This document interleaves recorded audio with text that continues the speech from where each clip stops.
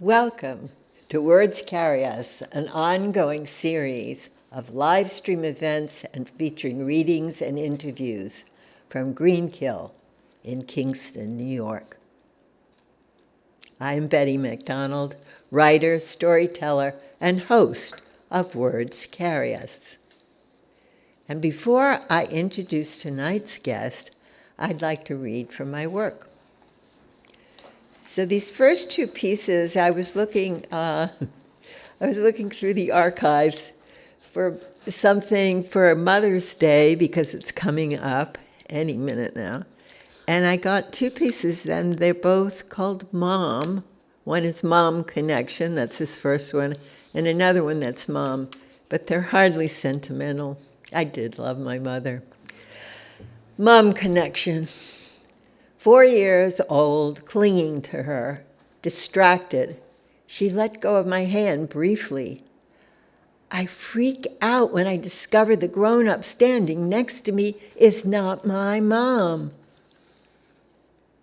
Suddenly she's there, scolding me for slipping away. I did? I was standing there when she disappeared into the sickening fog. And that time when I was 7, she left me at Aunt Celia's, left without telling me she was going. When I heard the crunch of gravel, I screamed as I watched the Chevrolet pull out of the driveway, leaving me behind. I didn't feel safe away from her. At 9, alone in a cabin full of sleeping campers, I realized for the first time my mother could die.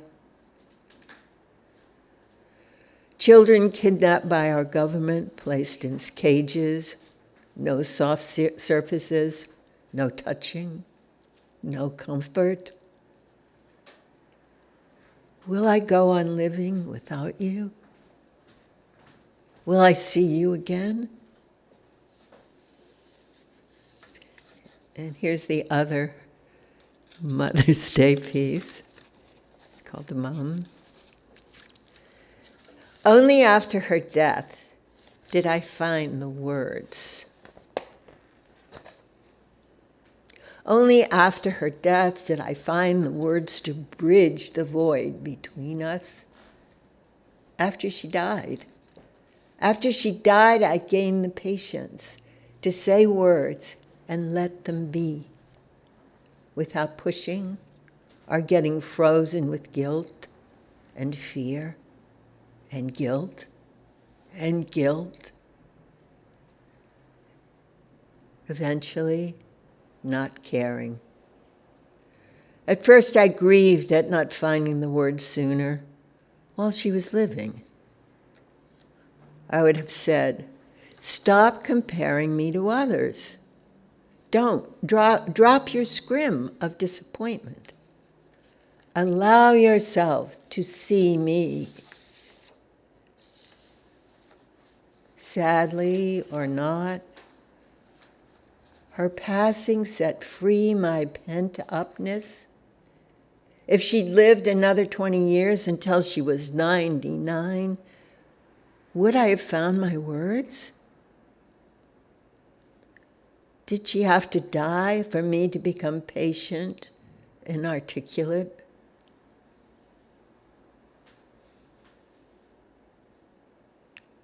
Will I have to die for my children to be free? Will that make dying worth it? When I heard her tell her friend, we were never close, I was shocked. I thought we were close. My impression of our relationship was canceled.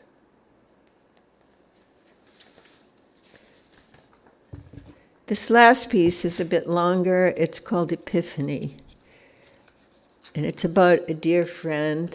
My guest tonight was also a friend of Remy's. Epiphany. The bird was huge. It looked huge, at least. I was too emotional to perceive whether it was close or far away. A hawk, someone said. Is that an eagle? It looked like a mythical seabird, translucent in the sun. Look, we all looked up from our circle of chairs in Remy's garden, where each of us had said something about our relationship with her. She loved to sing and dance. She drummed with Carol and sang with Violet and Pat. She and Don met at Sparrow's party. We became friends at the Y a long time ago when we were both swimming every day. She was a poet and an artist and a much stronger swimmer than I. I was freelancing then and suffering from writer's block. And suffering from writer's block. Remy saved me, writing articles based on my interviews and research notes. Back in the circle, the woman from the monastery reminded me she had spoken to me on the phone months before. I remembered she'd called to complain about Remy's presence. She told me she wanted to call the police, but was unable to identify what the offense was. I talked her down. It was my impression Remy had been invited to lunch there every Sunday, I said in her defense. Someone remarked Remy had more than once gone to the monastery for Sunday dinner on Tuesday or Wednesday. Eventually, she was able to identify Sundays and her time for leaving for leaving from the monastery. By the end of the service, oh boy, I'm going to start from the beginning of that. I didn't get enough sleep last night. Someone remarked Remy had more than once gone to the monastery for Sunday dinner on Tuesday or Wednesday. Eventually, she was able to identify Sundays and time for leaving for the monastery for lunch by the end of the service at the church next door. Once she saw the tiny congregation, not more than 10 worshipers, emerge from the classic country church, she bided her time before setting out on foot for the monastery, hoping to arrive by noon. By that time, her brilliant mind was so eroded, she could no longer tell time or recognize a clock. At our gathering, Violet talked about long ago drumming and creating music in her studio among the vast collection of objects carefully arranged there. A gallery of mirrors, beads, holy pictures, twinkling lights, and musical instruments. Musical instruments gathered from yard sales and cast-offs. She called it the Epiphany Medicine Shop. Nobody could say what that meant. My life is an epiphany, Tom quoted her saying. Val remembered the remarkable sculpture consisting of tiny glass objects set just so, one upon the other in front of the window, carefully, arranged to release sparkling light when the sun hit it. I often saw her walking barefoot in the road, a woman who lived near the intersection remarked. I had hoped her neighbors had gotten used to my eccentric friend walking barefoot in the road and would keep an eye out for her. People called to report that someone said they'd almost run over her. She might get killed, they declared. I felt it was the driver's responsibility to not run over my friend when she was walking in the road. I imagined a community kind enough to look out for her as she walked, to look out for her because she was incapable of looking out for herself. I gave her my bicycle, even though Don and Carol were against it. They thought it would increase the danger on the road. I respected my freewheeling friend. I believed her need for freedom outweighed her need for safety. By that time, she'd become less adventurous anyway. I didn't think she'd go far, and she didn't. The first time out, she rode the bike into the woods and got lost. She saw cars on the highway in the distance on Route 28 on the other side of a creek, bordered by a wide field.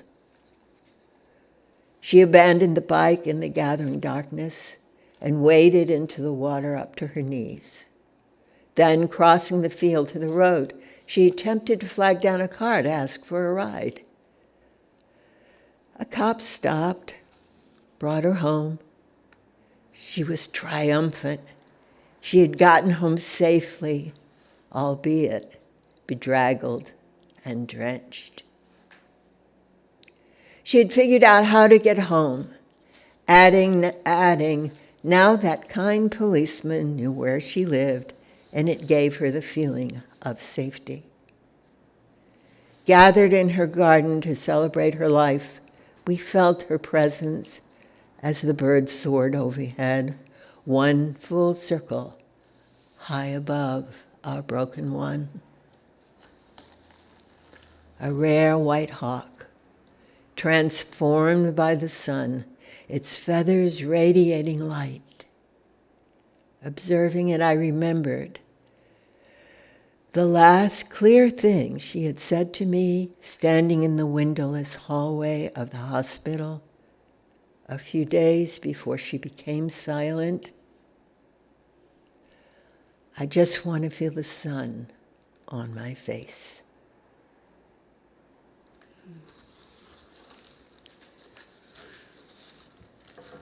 Now I have to recover from that and tell you about my guest tonight, Pat Horner.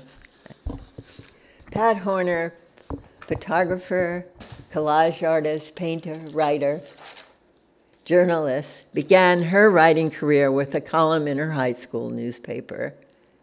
Subsequently, her stories and articles have appeared in a host of magazines and periodicals. Following the tragic loss of her son Scott in 2014, Pat turned her attention to exploring her memories of their symbiotic relationship.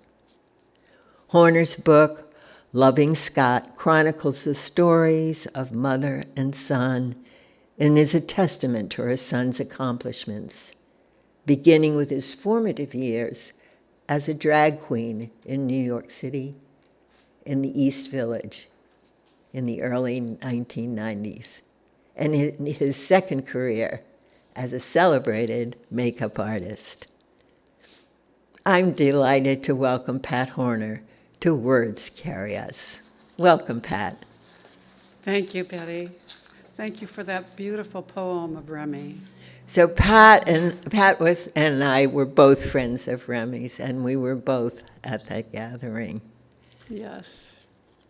That was a beautiful thing. I'm wondering, reading your book, what was the impetus for you to write this book? It must have been somewhat difficult, but also a joy. Both difficult and joyful. At Scott's first memorial in New York City, a few weeks after he passed, there were 75 of his colleagues and friends who had come, many of them who he had mentored in makeup or design, styling, hair, anything to do with the fashion world and art world. He had musician friends and artist friends. He was helping everybody. And I looked out at this audience and saw all these young people and wondered who was going to help them now. So I made an announcement saying that I was going to write a book about Scott. And And you decided at that moment, at that gathering. Yes, at that moment. I had been working on a book for a few years about people who had influenced me in my life who had already passed away. Some of them made it into this book. But I knew that when he passed, that he had been the one that most influenced me. We sort of grew up together. I was 18 when he was born, so he was like a little brother to me. I was the youngest in my family. I never had a younger sibling, so we would do things together. And 4.5 years later, his sister came along. But that time that we had and bonded in art and makeup and dressing up. And So say more about how he influenced you. in his ability to make something out of nothing, influenced my collage.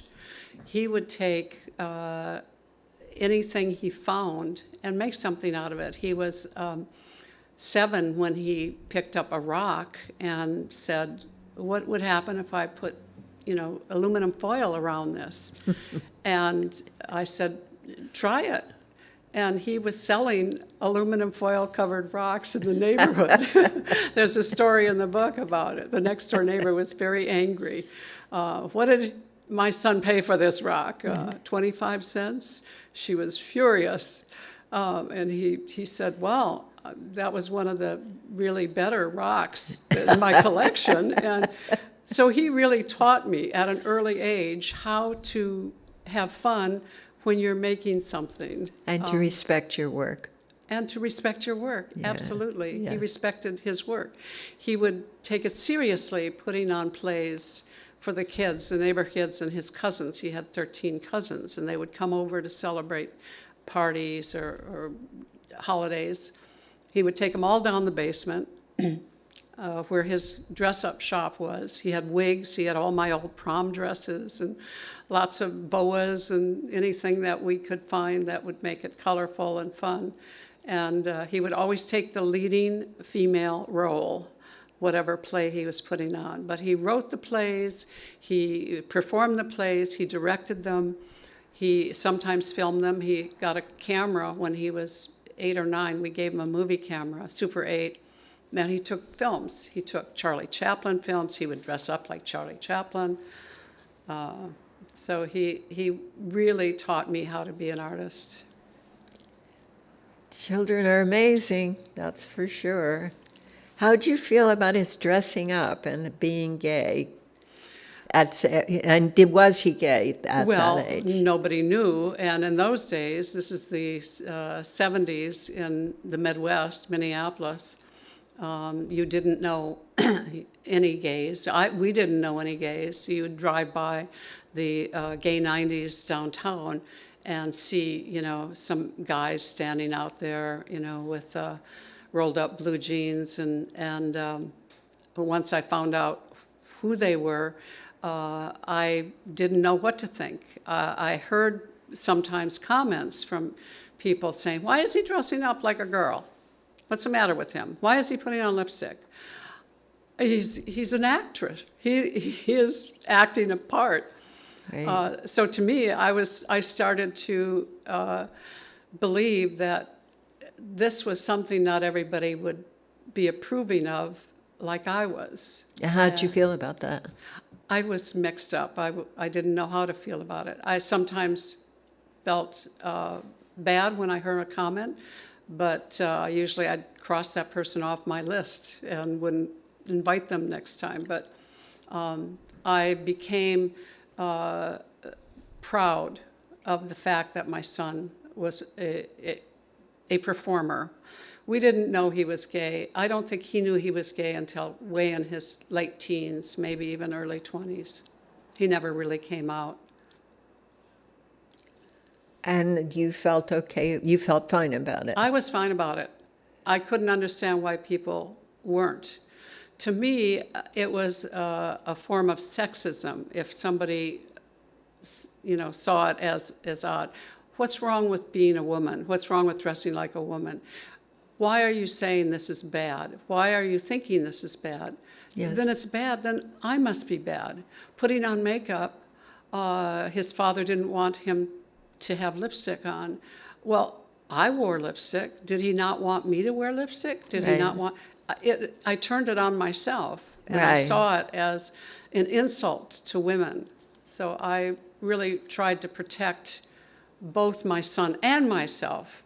Where do you as- think that came from, that strength to protect him and to be fine with what he was doing? I think a course in women's studies. Okay. It was the first course they had ever offered at the college I went to, a community college. And I had gone to a counselor, and he said, what classes would you like? I'd like a photography class.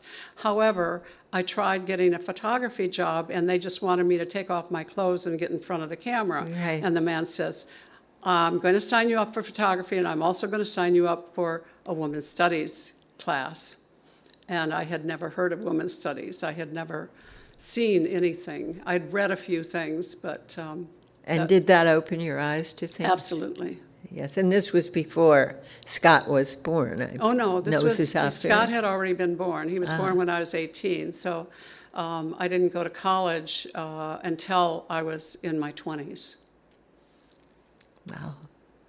So you were a mom in college Yes, with a growing a drag queen at home. yes, that's right.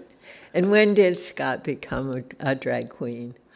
It was in the late 80s, and it was in New York. We had lived in New York during his teenage years, and after he moved back to Minnesota, because I couldn't handle him in New York. He was skipping school and doing drugs, and so he went back supposedly to live with his father.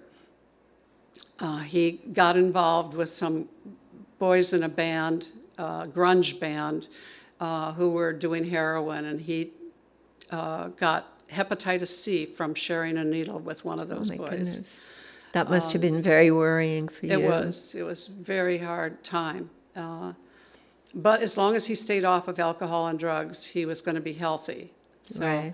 he found NA, AA, these meetings in New York City, and met some people, and through them, and RuPaul and some other drag queens they took him under their wing and showed him how to do it, how to make a living, sort of. Sometimes they got paid $50, sometimes $100.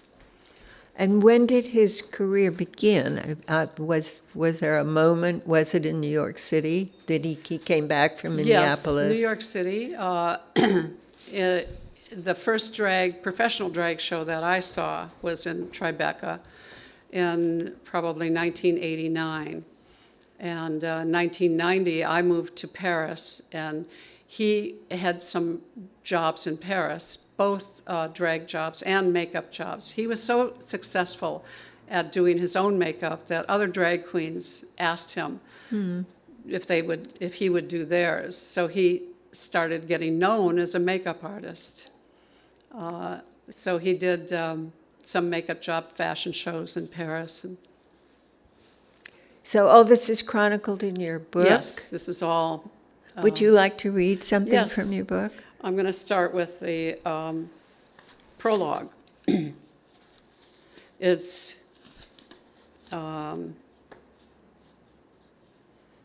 it's self-explanatory. Spring arrived late, and cafes on the right bank put tables out on the sidewalks.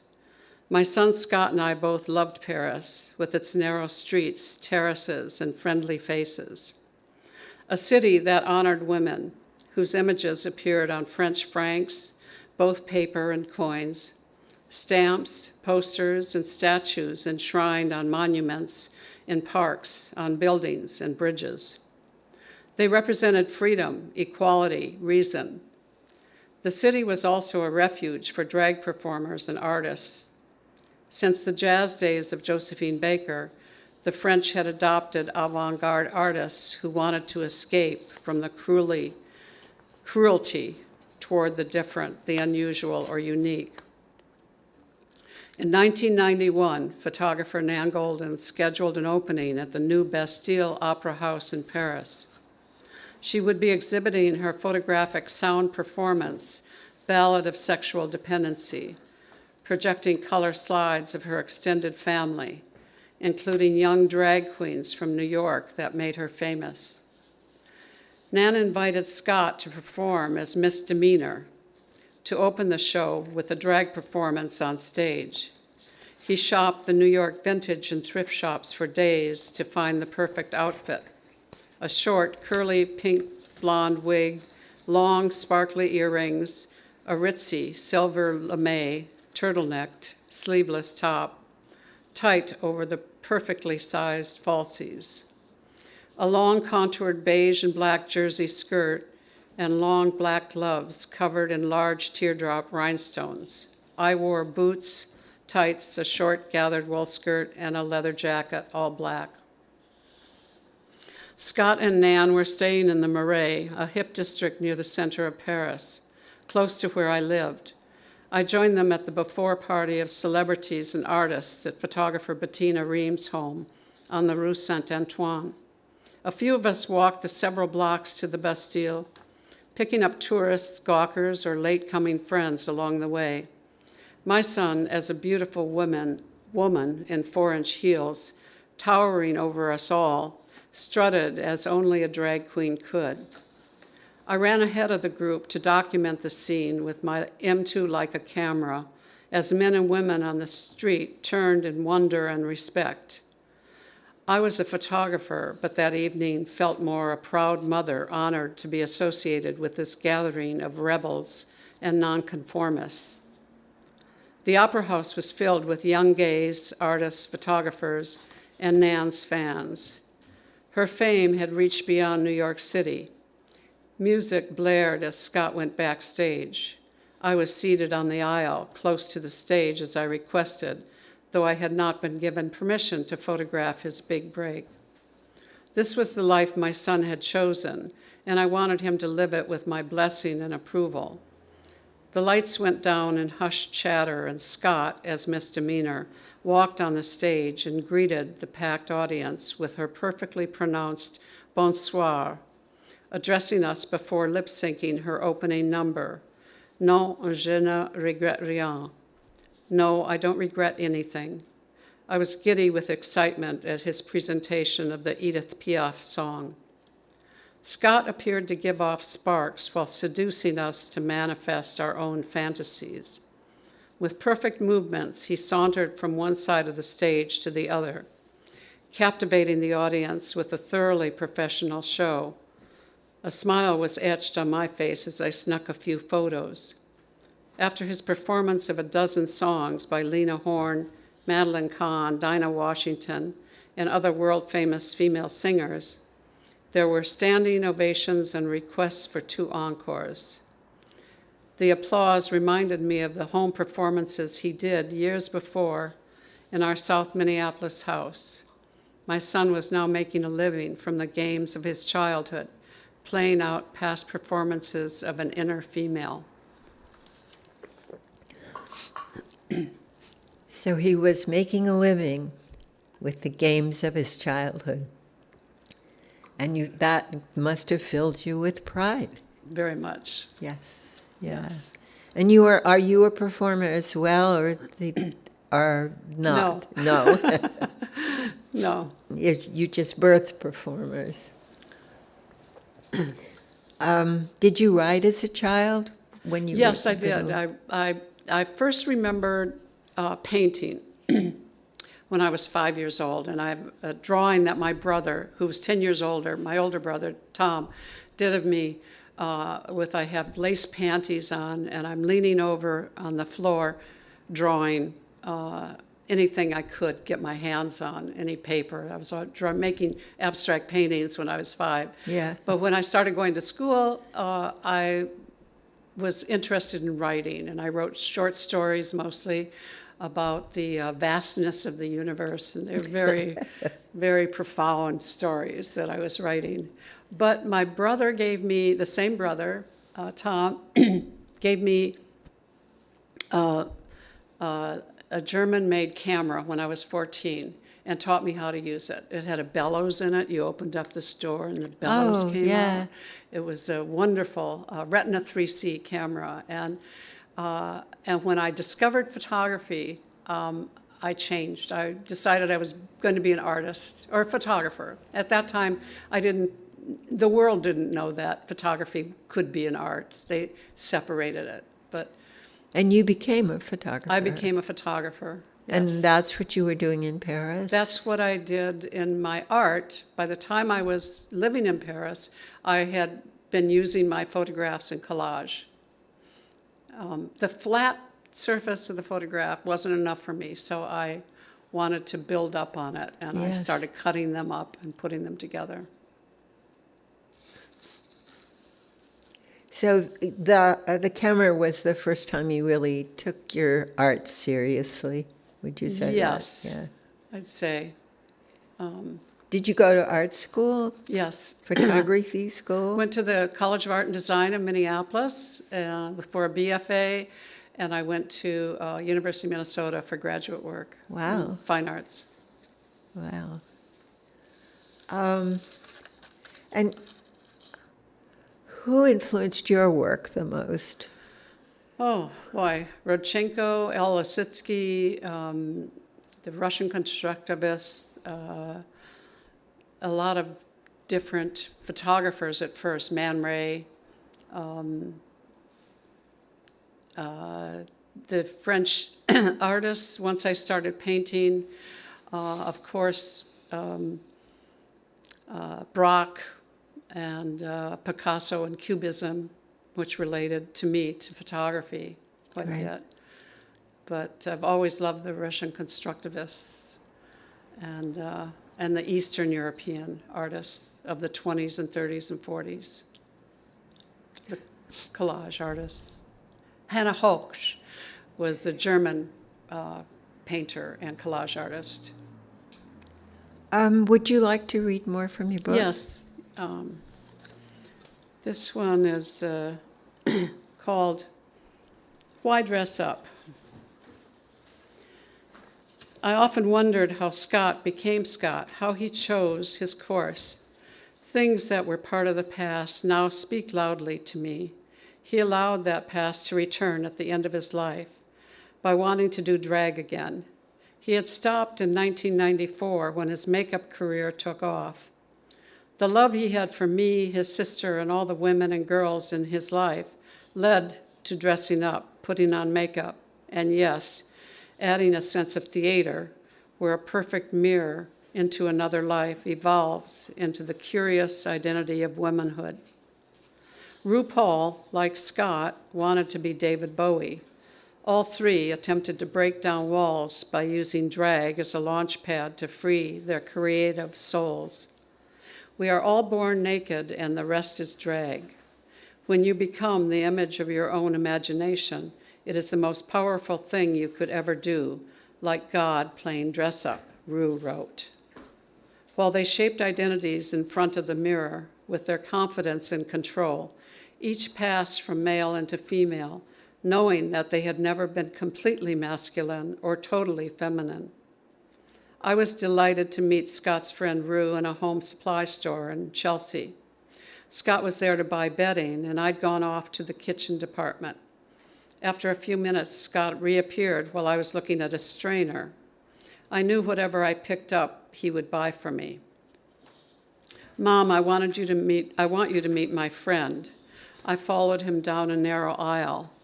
At the end was the most beautiful, tall black man wearing men's clothing and a welcoming smile. So you're Scott's mom. I've heard so much about you, and I see how Misdemeanor got her beauty and grace, Ru said, as he held both my hands. Misdemeanor was Scott's drag name. I think now, so many years later, that Ru might have been at the end of an aisle for a reason. He was avoiding the white people shopping, avoiding the disdainful looks and deprecating comments that would arise if they witnessed us embracing as we met. I remembered how racism has always been our country's open, ugly secret, along with homophobia and sexism. Drag is there to remind culture not to take itself too seriously. All of this is illusion. The people who do drag are people who dance to the beat of a different drummer, RuPaul wrote. We cling to memories that define us, but what defines us is often in our imagination. I periodically visit the unreal space where Scott is still alive, smiling, and imagine his voice explaining to me why he dresses up.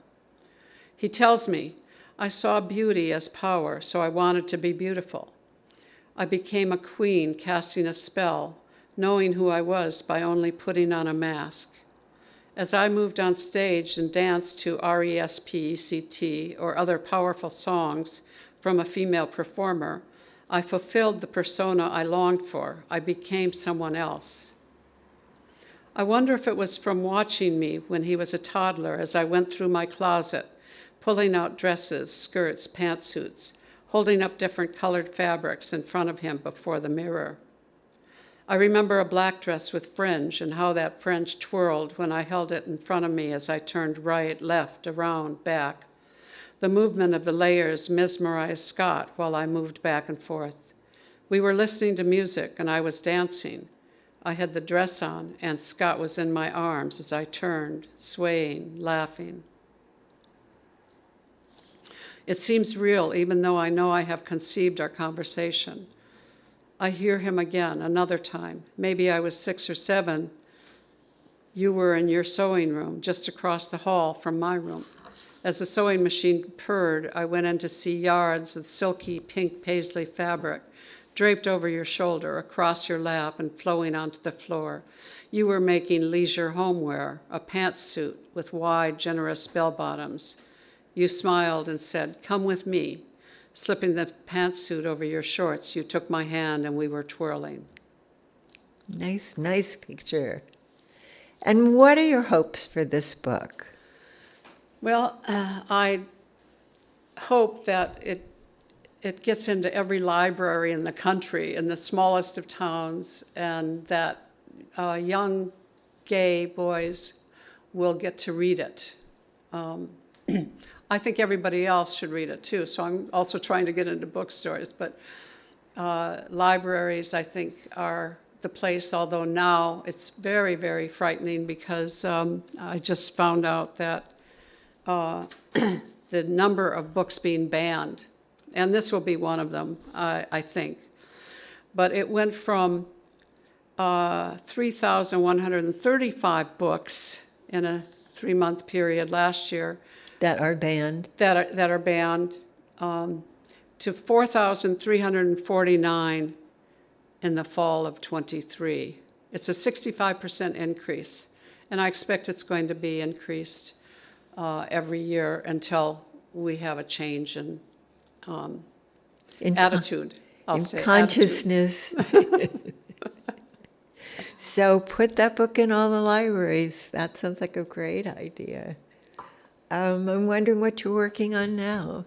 Are you probably just working on I'm working getting on this, marketing the book, marketing pretty this much. book? Yes, which is Takes a a lot lot of harder time. than I thought it was going to be.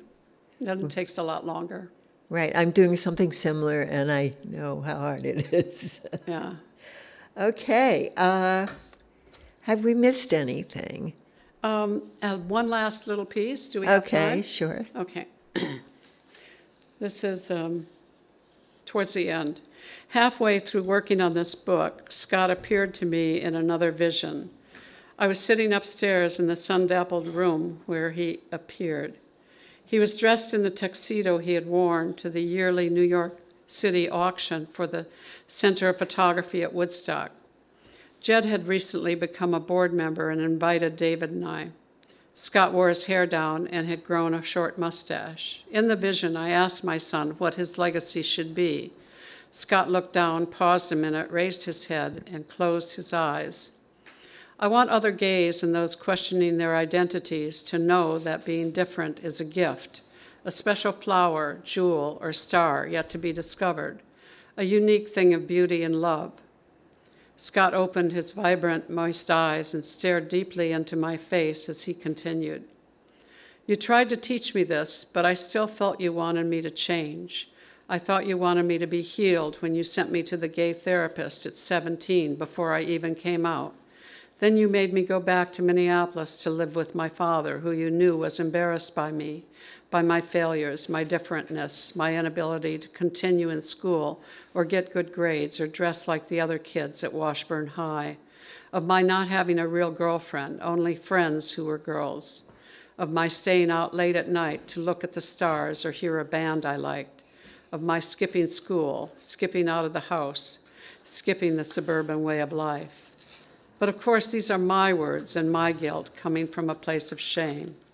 In deep corners of my DNA, there is the Irish and Swedish inadequate self-esteem gene. It comes from being too poor, too different, new kid on the block, town or country, with deep feelings rooted in me, setting up my beliefs long before Scott was born. It's a very powerful statement, very powerful book. I'm so glad to have you here and hear you talk about your son. Well, thank you for having me. And I wish you the very best success with this book.